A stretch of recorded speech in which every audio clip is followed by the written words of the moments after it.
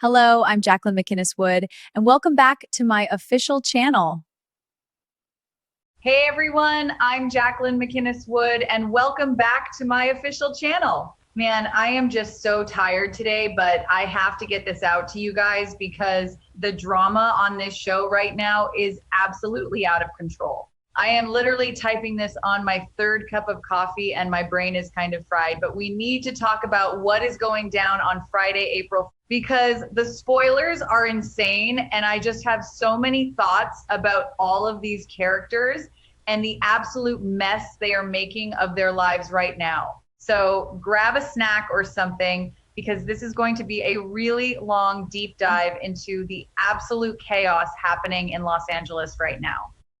And let's just jump right into the deep end with Steffy Forrester, because my girl is going through it right now. So we know Steffy came home from this nice little peaceful family camping trip with Finn and the kids.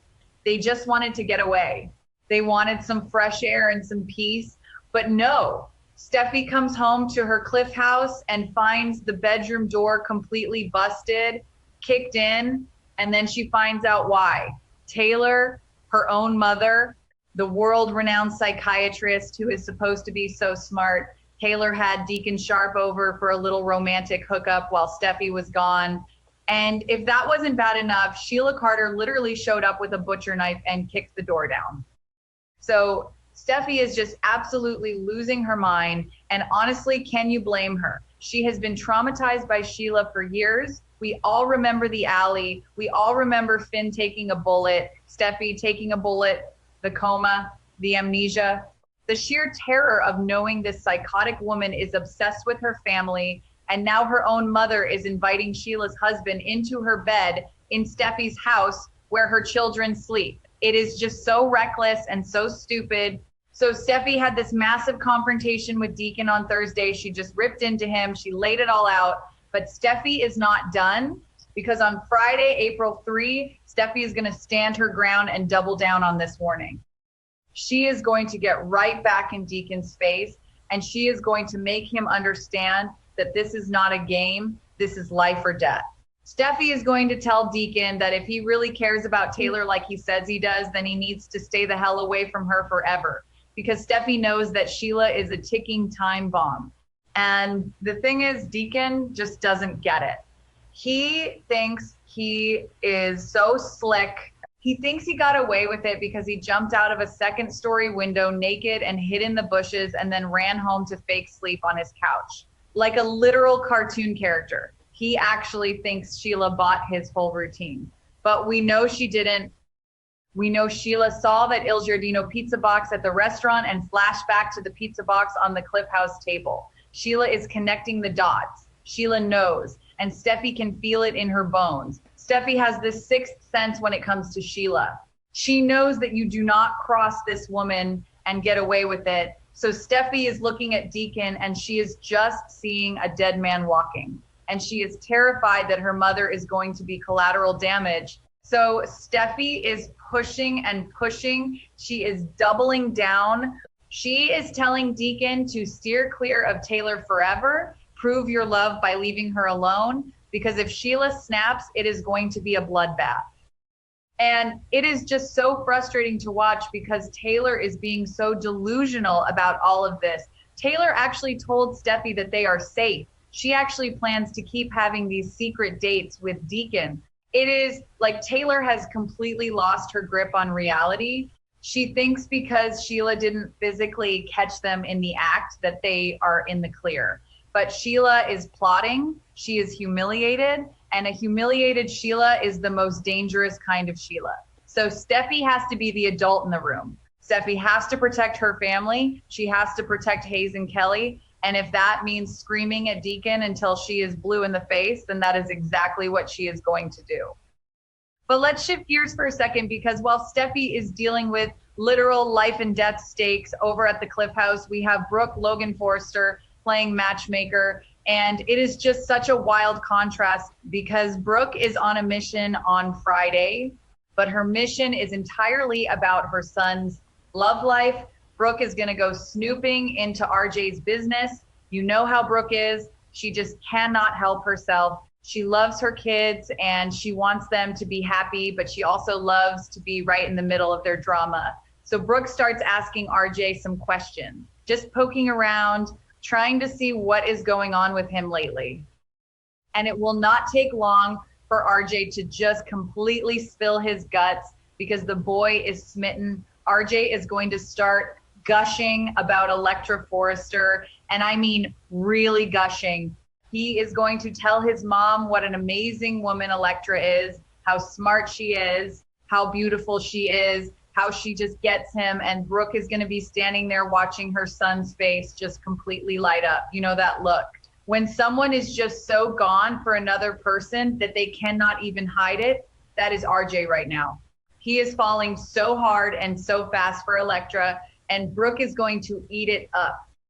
Brooke is going to hear all these lovely things he has to say about Electra, and she is going to be totally rooting for them as a couple. Because Brooke wants RJ to be happy, and honestly, Brooke probably loves the idea of RJ being with someone who is sweet and talented and part of the extended family orbit. It keeps him close, it keeps him grounded, and Brooke needs a win right now. Because let's not forget, Brooke is currently engaged in this massive, vicious corporate war with her own sister, Katie.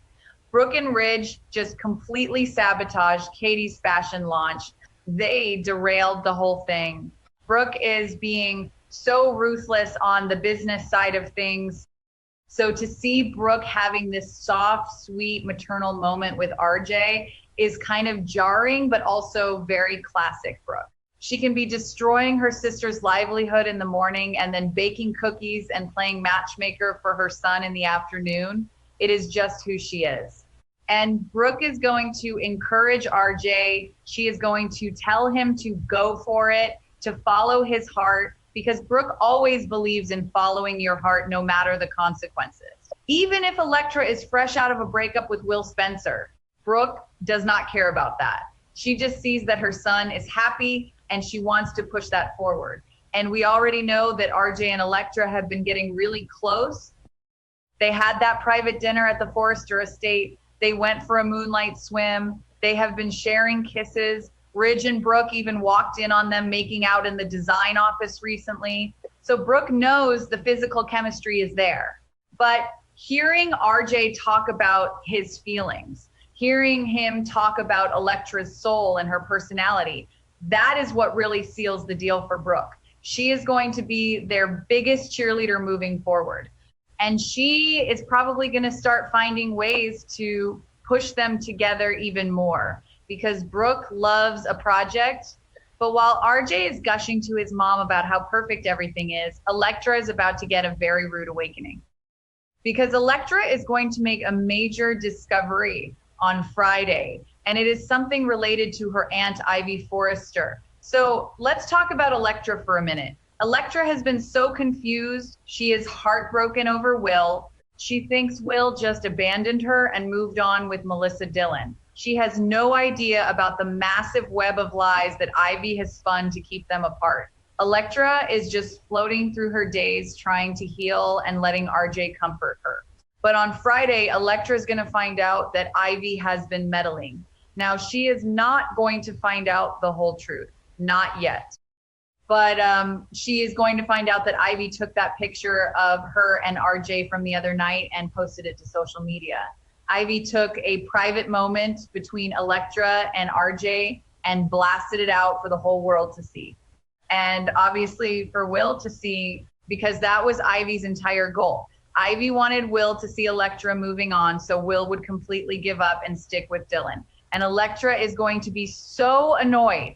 She is going to confront Ivy about this because Electra is going to object to this kind of public meddling. She is going to tell Ivy that she had no right to post a picture of her and RJ without asking. Electra's trying to navigate her feelings. She doesn't need her aunt broadcasting her love life on Instagram or whatever. It is invasive, it is pushy, and Electra is going to call her out on it. She is going to be like, what are you doing, Ivy? Why are you trying to force this narrative to the public? But you guys already know how Ivy is going to react. Ivy is so smug. Ivy is so convinced that she is the smartest person in the room. Ivy is going to look Electra right in the eye and tell her that she is just trying to help. Ivy will believe and she will say that she is just helping Electra and RJ's romance along. She is going to play the caring aunt card. She will say that RJ is a remarkable young man and that Electra deserves to be happy. And Ivy is going to justify it by saying that the quicker Electra gets over Will Spencer, the better off she will be.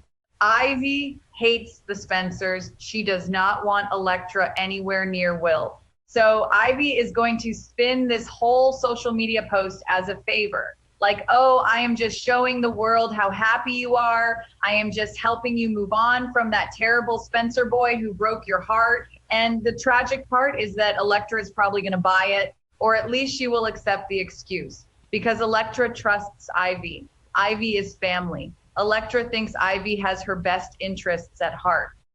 Electra has absolutely no idea that Ivy is the architect of all of her pain. Because let's review what Ivy has actually done. Ivy didn't just post a cute picture. Ivy stole the heartfelt letter that Electra wrote to Will. The letter that would have fixed everything. Ivy took it right off the desk and hid it in her purse. And then Ivy took Will's broken necklace and planted it on Electra's desk to make Electra think Will was done with her.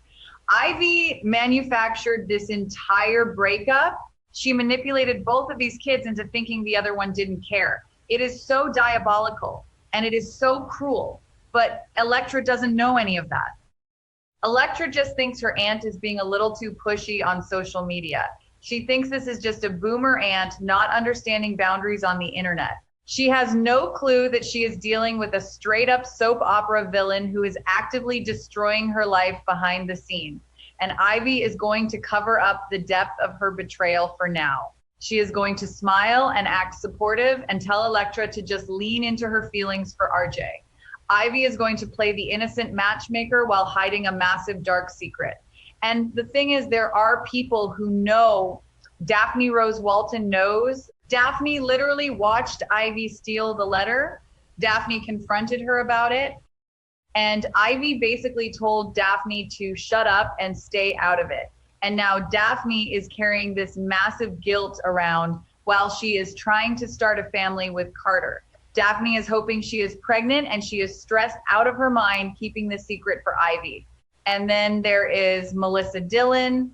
Dillon overheard Ivy and Daphne talking. So Dillon knows the truth too, but Dillon is keeping her mouth shut because she wants Will for herself.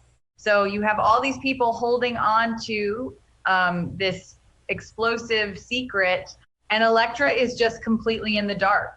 Electra is getting closer and closer to RJ. She is letting herself fall for him because RJ is sweet and RJ is there and RJ is safe. While Will is off getting closer to Dillon, Will is moving forward because he saw the photo that Ivy posted.